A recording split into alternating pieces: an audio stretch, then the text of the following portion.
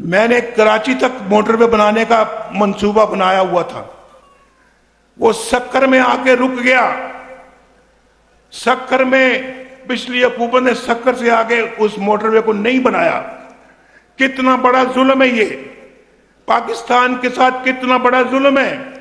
نواز شریف نے آ کے الحمدللہ ملک میں لوڈ شیڈنگ کا خاتمہ کیا، نہ صرف لوڈ شیڈنگ کا خاتمہ کیا بلکہ بجلی سستی فراہم کی، سستی بجلی لوگوں کو دی، گیس سستی دی، لوگوں کو روزگار ملا، اور پاکستان میں جگہ جگہ میٹرو بس بنائی، اورنج لائن بنائی لاہور میں۔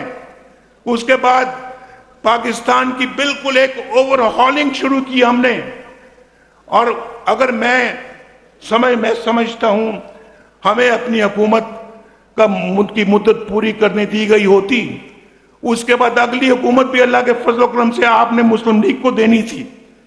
یہاں کوئی مانسیرا میں دعوے کے ساتھ کہتا ہوں اللہ کے فضل و کرم سے کوئی شخص، کوئی نوجوان یہاں پر بے روزگار نہ ہوتا۔ اور آج کیا ہے؟ 2024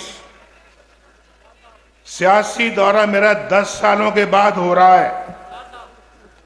ان لوگوں نے مجھے آپ سے کتنا دور کر دیا، کتنا دور کر دیا۔ کبھی جیل میں، کبھی مقدمات میں، کبھی لندن، کبھی کہیں اور آج 10 سال کے بعد پھر نواز شریف آپ کے سامنے آ چکا ہے۔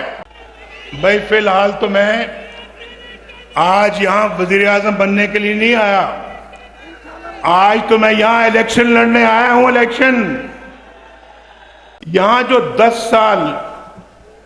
سال جن کی حکومت رہی ہے کے پی کے میں، انہوں نے کے پی کے کا اور مانسیرا کا کیا کیا؟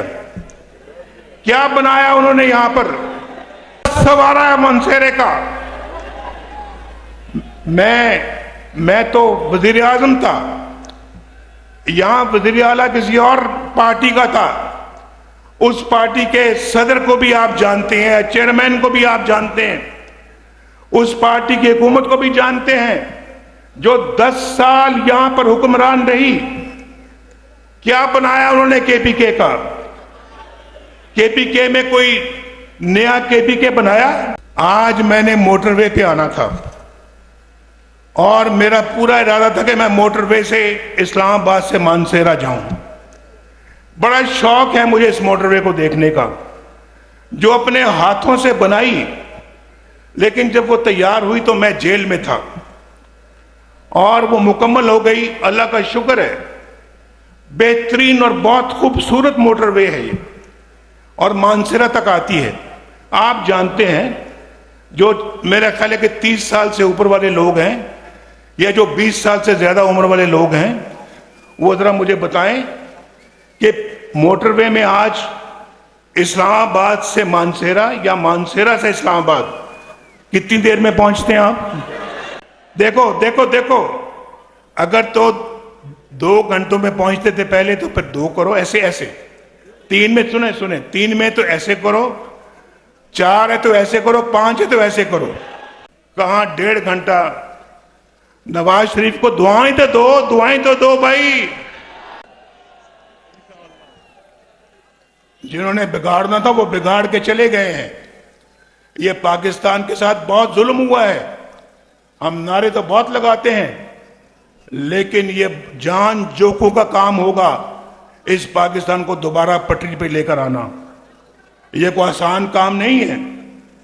یہ بھائی آپ کو بھی حکومت کے ساتھ کندھے سے کندھا جوڑنا ہوگا، دوبارہ تعمیر کرنی ہوگی اس ملک کی آپ کو۔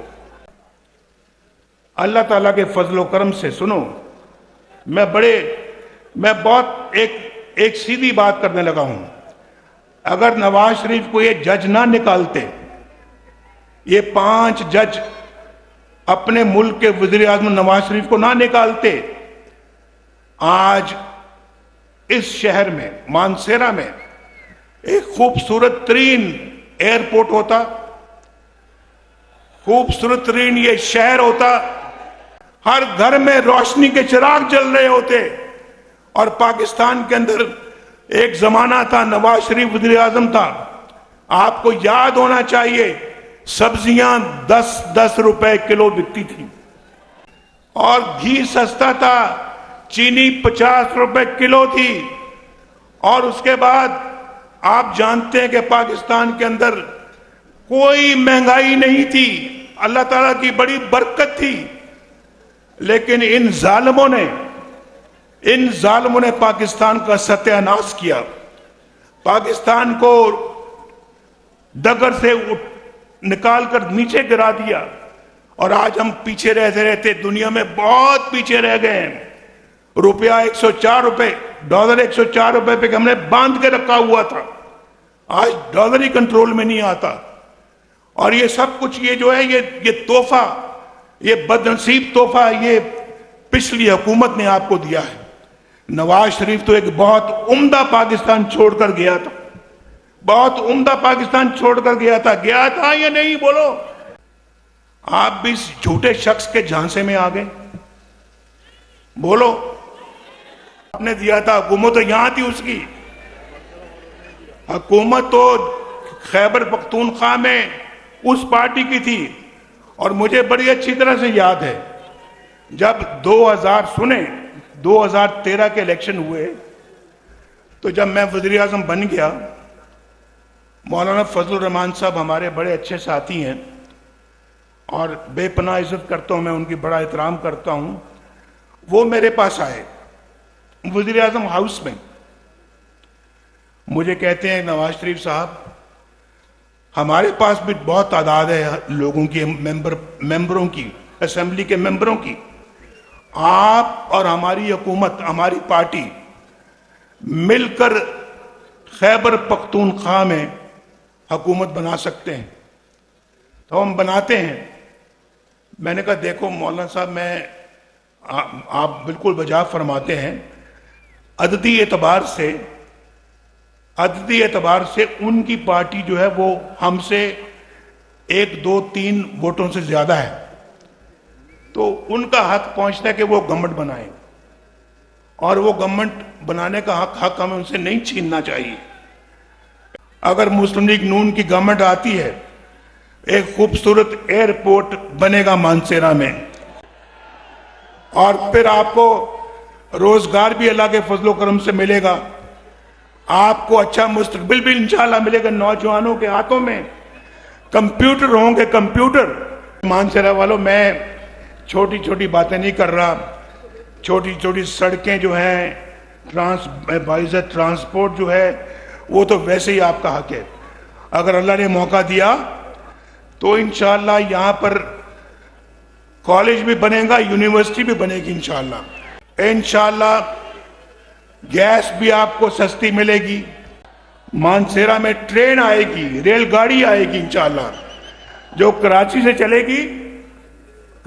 چلے گی مانسیرا آئے گی، اور مانسیرا سے آگے مظفر آباد جائے گی انشاءاللہ، یہ آگے جائے گی انشاءاللہ، یہ جائے گی آگے بالا کوٹ، کاغان، نران، بابو سر، چلاس اور گلگت تک جائے گی انشاءاللہ۔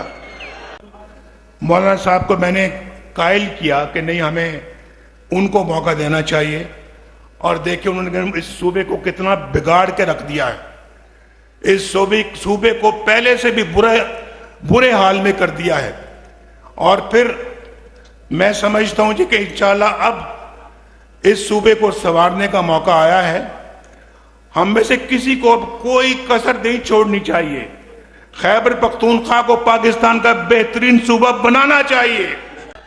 سب کو بہت سلام، پیار اور دعا۔